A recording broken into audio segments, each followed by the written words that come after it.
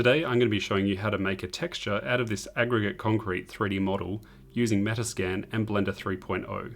Be sure to check out my latest tutorial on optimizing photogrammetry meshes using Blender 3.0. Start by opening Metascan in photo mode and start taking pictures of the material you want to turn into a texture. Aim to take photos directly over the top of the material, but also include some photos from different angles to get the height information. For this one, I've taken roughly 130 images. Be sure that you've got enough overlap between each image. 60% overlap is a good starting point. Once you've finished taking the images of your material, submit the images for processing using full detail mode and make sure object masking is switched to off. Once the reconstruction is complete, you'll see that we'll get a texture model that looks like this. The next step in the process is to crop it to roughly a square shape. You can do this by pressing the Edit button, and this will bring you into the cropping mode. Start by sliding your finger across the slider bar to rotate the model until one edge of the material is flat with the cropping boundary. Then drag the corners to crop the region to approximately a square shape. Once you're finished, press Done, and that will crop your original model to a square shape. Here's an example of what your 3D model should look like so far. Next, you'll want to send this texture to Blender. We do this by pressing the Share button and then export as OBJ, a text-based 3D format, which will include the object mesh and the diffuse texture. Here I've got the zip file containing my 3D model, which I've transferred to my computer. Just unzip this file to your desktop or another folder. Here I'm just unzipping my files to a folder called Concrete. You can see we have various textures, including the diffuse, roughness, normal, and ambient occlusion. Next, load up Blender and go File, Import, Wavefront OBJ. Then find your .obj format that you just unzipped and make sure Image Search is selected and press Import OBJ. And here you can see our 3D model has been imported. I'm just going to adjust the environment settings so I can render it in cycles. And there's our textured model. Next, press Shift-A, Mesh, and add a plane. Go into Top Orthographic View and scale your plane down so it's just inside the original mesh. Rename the plane to Texture and rename your original model to High Res. I'm just going to press G and Z so that the plane is just above my original 3D model. You can see that the scale values aren't unity here, so I'm just going to click on my texture plane, press Ctrl A and go Scale. So our scale is now 1. Next, go over to Modifiers and add a multi-resolution modifier, and then add a shrink wrap modifier. Set your target to be the high resolution mesh and change the wrap method to project. We want to project on the Z-axis. We want negative and positive projections. And we want to increase our offset just by one click here. Higher to that, go into the advanced setting. For the UV smooth option, we want to select none. And for the boundary smoothing, we want to select keep corners. Minimize that. And now let's press Simple Subdivision, increasing to about 9 subdivisions.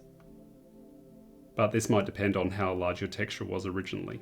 Here you can see the shrink wrap modifier has shrunk the texture plane to our original high resolution mesh to capture a lot of that bumpy detail on the concrete.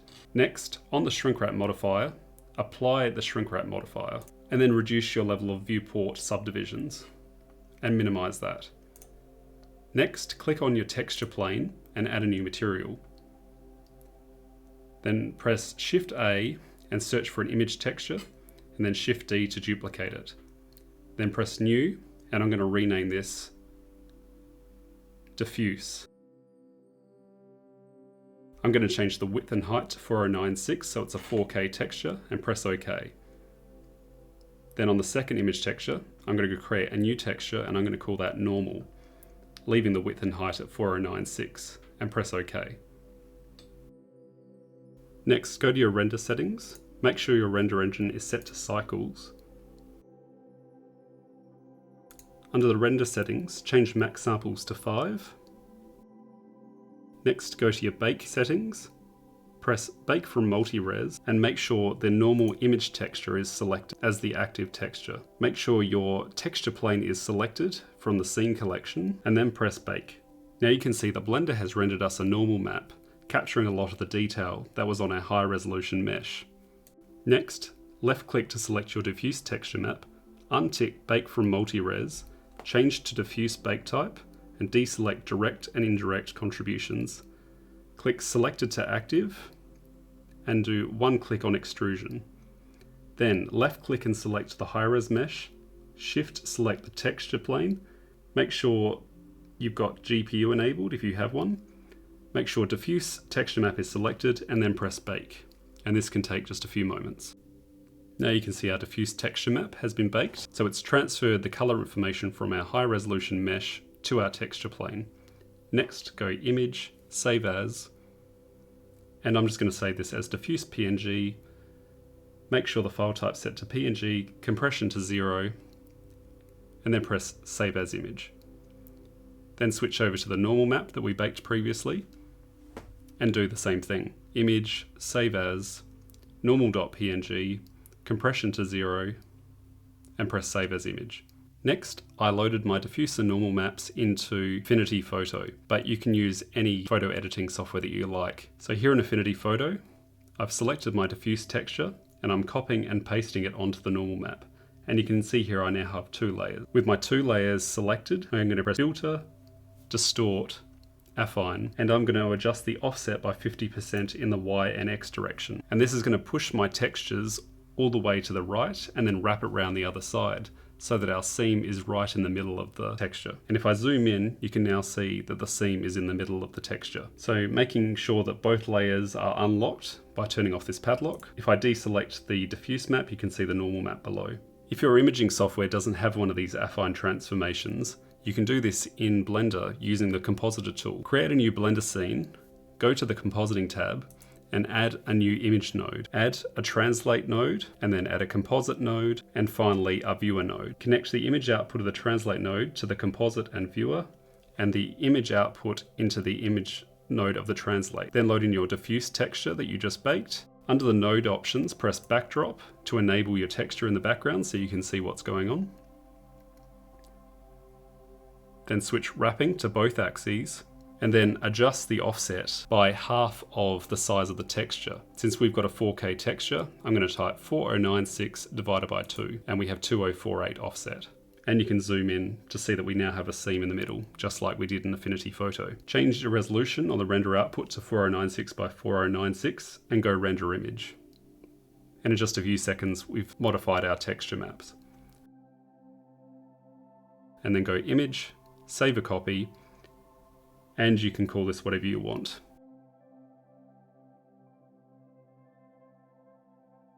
I'm just going to call this diffuse shift and lower the compression to 0.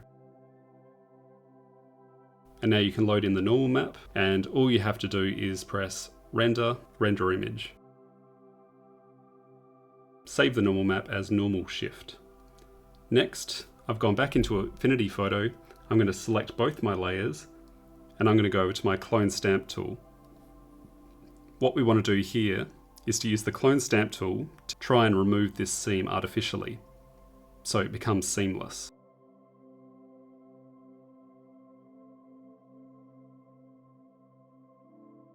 So I'm just going to reduce the width of my clone stamp tool, and I'm going to press Alt and click just to the side of the seam, and I'm just going to start painting in over the seam to remove it. You may need to go over the seam a few times to mask it properly. Just spend as long as you need to convincingly remove the seam, so it looks like it's just one single material.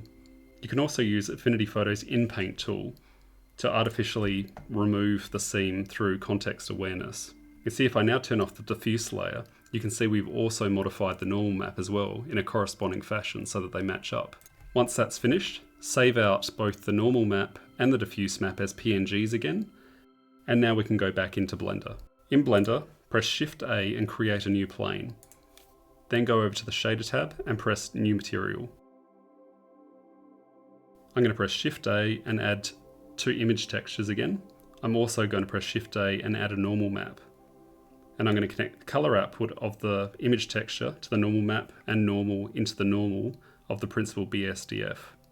Then connect the second image texture from the color output to the base color. Load in your modified diffuse and normal textures from Affinity Photo, and change the color space to non-color on the normal map only. And you can see we now have our texture here. Because this is a concrete material, I'm going to increase the roughness all the way to the top so we don't get any sort of glossiness.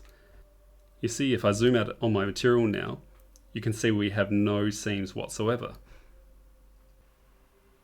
So it now appears that it's one single large material. But you can see if you zoom out slightly, you do start to see a bit of repetition. If you had difficulties with any part of this tutorial, be sure to check out my more comprehensive Optimizing Photogrammetry Meshes tutorial. I'll leave a link in the description.